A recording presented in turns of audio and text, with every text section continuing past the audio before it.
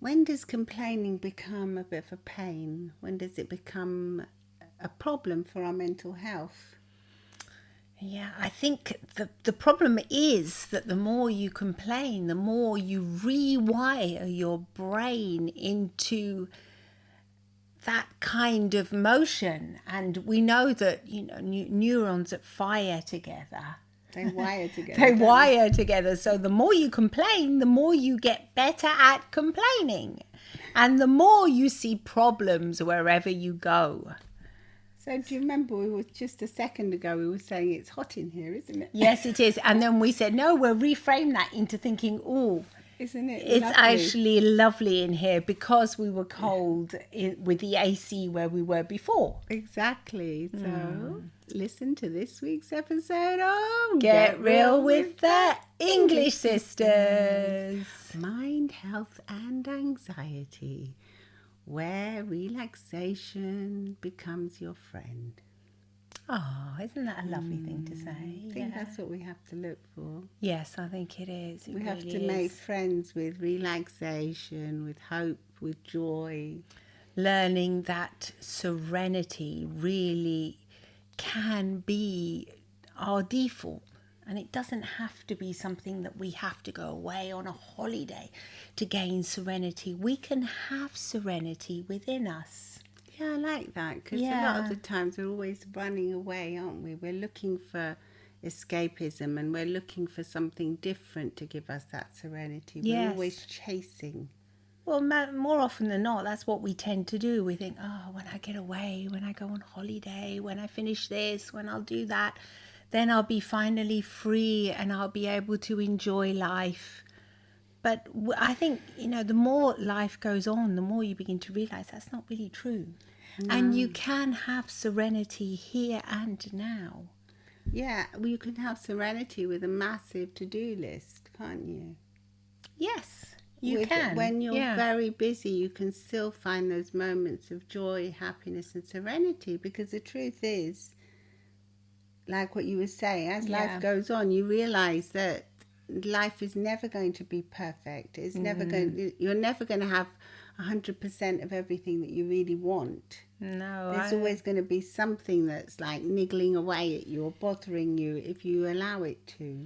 You have to kind of learn to appreciate that space in between those moments, the space in between the things you're doing. It's like if you have to always cook a meal, but you learn to maybe put some music on and learn to be in the moment while you're cooking and allow your mind to feel serenity instead of feeling or thinking about thoughts that in your mind that bring you to complain about your life, about your situation, about other people, about the world, the politics. That's what is not going to be helpful for you in the long run, is it? Well, it isn't. And I think there is a culture now of complaining. Yeah. Where so many of us do tend to default into complaining and moaning about things.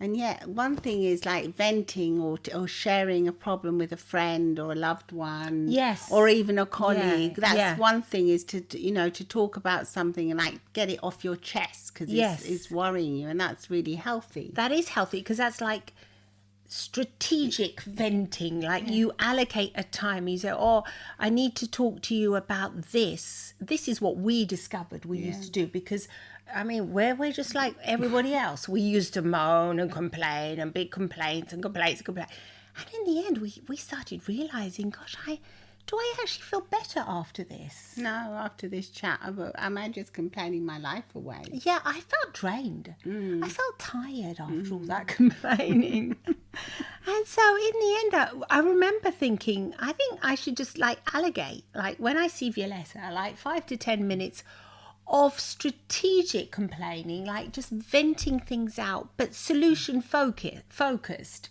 Because I would complain and then say, well, can you help me find a solution? What kind of action can I take to relieve these symptoms? Yeah, and a lot of the time there was no action. But you A just lot got of the it time off your there chest. was action, though, because you would give me strategic advice and tips on how to help with my family issues, my husband, work-related issues. You would actually really help me. I would, but a lot of the times it is just a question of getting something off your chest.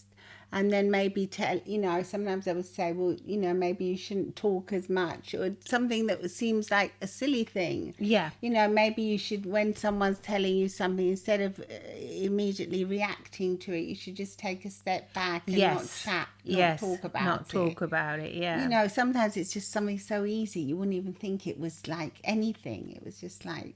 That's not really easy, though, is it? No. A lot of the times when you're with somebody that's particularly litigious person, or they're going to quickly go into the defensive, you might feel that you have to be on the defensive as well, and you're under attack. So sometimes it is hard to just we quieten. used to say we're going to stop talking about this now because it's just getting us down. Actually, that's what I mean. And then we would change the subject and talk about something that was fun.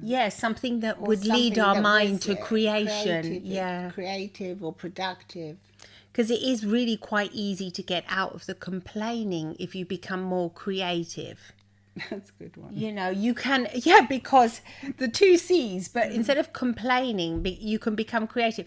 I think, you can bring yourself back into that sensory experience really quickly.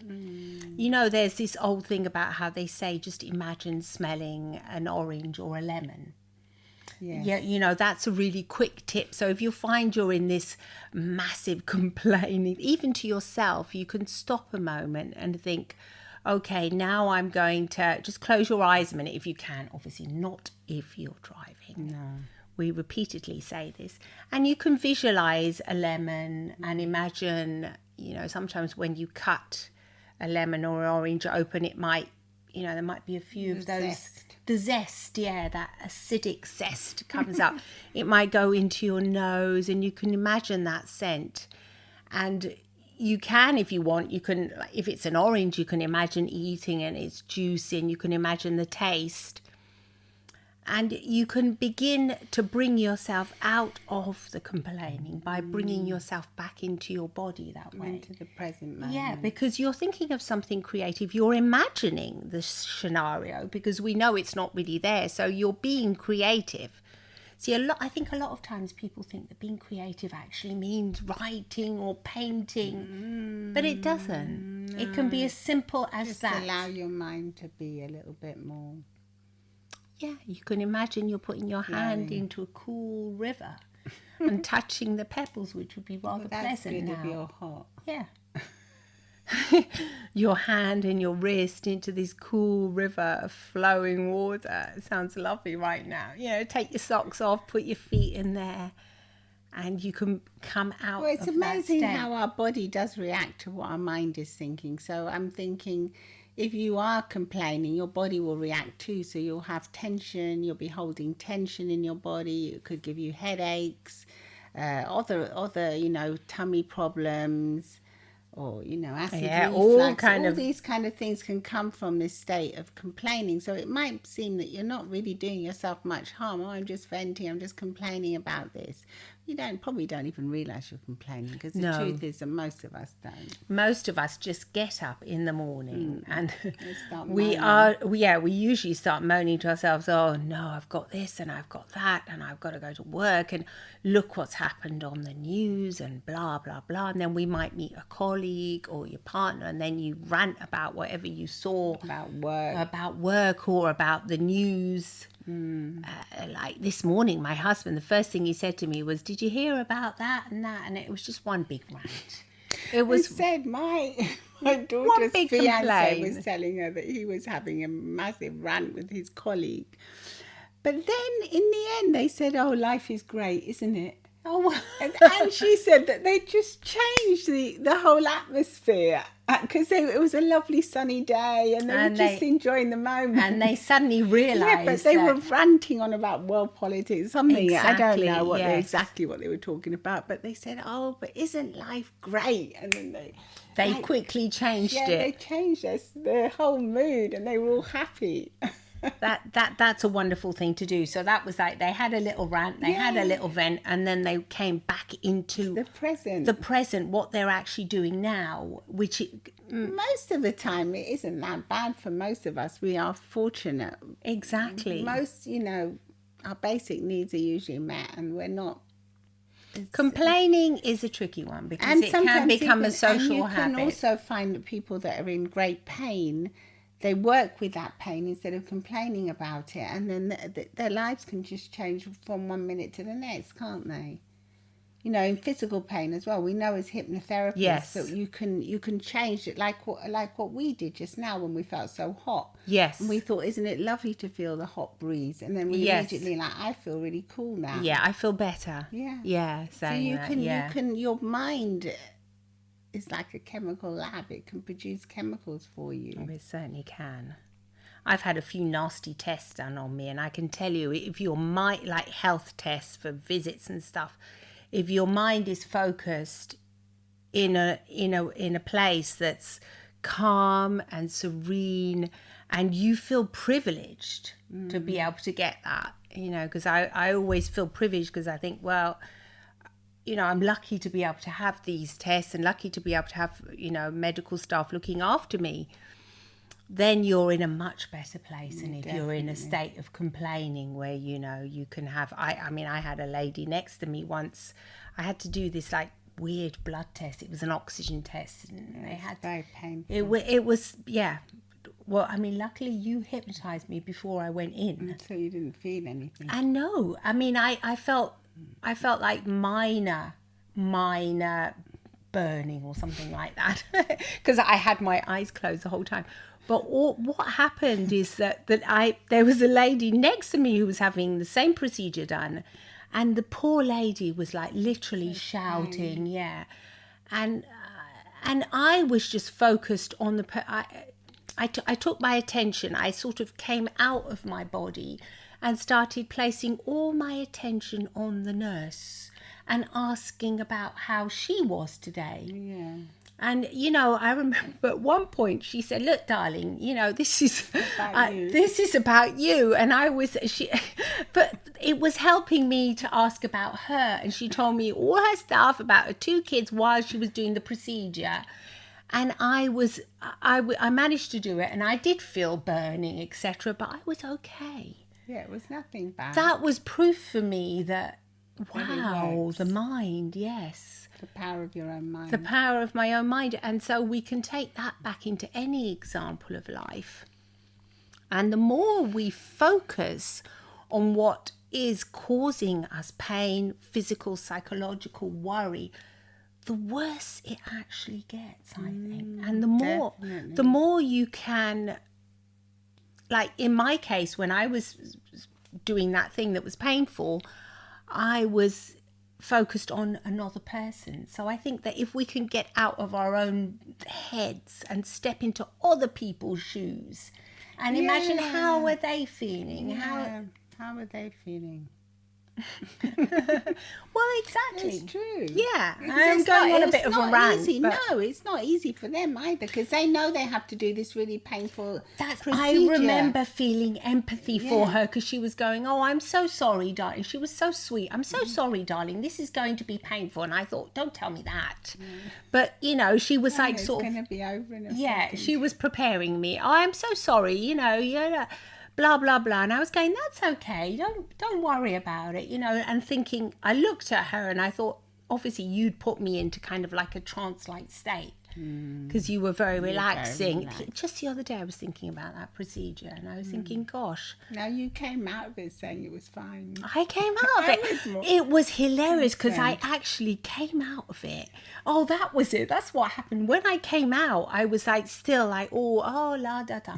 And then about 20 minutes later, I thought, ouch, my arm is killing me. Do you remember? I thought, ow, like what on earth? Like my body was saying something's happened to my arm, because I'd had this, it's like I can't remember what it is. It's a special blood test that you do to see the oxygen levels, and I can't remember what it's called. But anyway, it definitely wasn't a pleasant thing. No.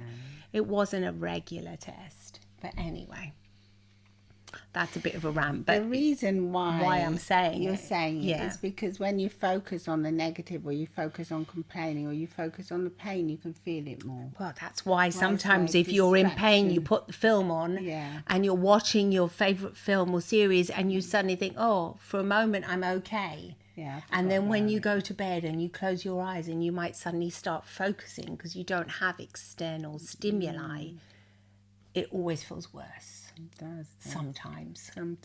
If you not always, but a lot of the times. Sometimes you manage to take something and you feel better. Or just the pain just eases naturally. Yes, doesn't always get worse. No, but you can tend to focus on certain. You focus more. Unless you're calm. You're calm, you don't. No. If you bring that kind of serenity, if you bring any anxiety or nerves or tension into your body, you're going to feel more anxious. No, but you'll feel more of everything. You'll be in that fight or flight mode where you'll be highly, you'll be watching for signals and for things, and you'll feel more pain and more and everything. And you'll focus more on the negative, won't you? Because we said once, if you think you've never seen a red and blue car in your life, or on the road, then all of a sudden you're going to start noticing red and blue cars everywhere, aren't you? Yeah. Well, it's like when I got that yellow car, which was so weird. And I thought, this is the only yellow car that has my husband said, here, this is a lovely yellow car. I thought, Mamma mia, what terrible colour. This is bright yellow.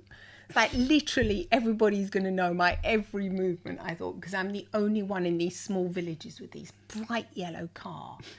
And he was laughing, thinking, yeah, that way I know exactly where you're going. Everyone's, hey, I saw your wife pass by. But yet, when I actually started driving it, we started noticing yellow cars everywhere. That just goes to show how much your brain deletes. And how it focuses on what it wants, what you're focusing on.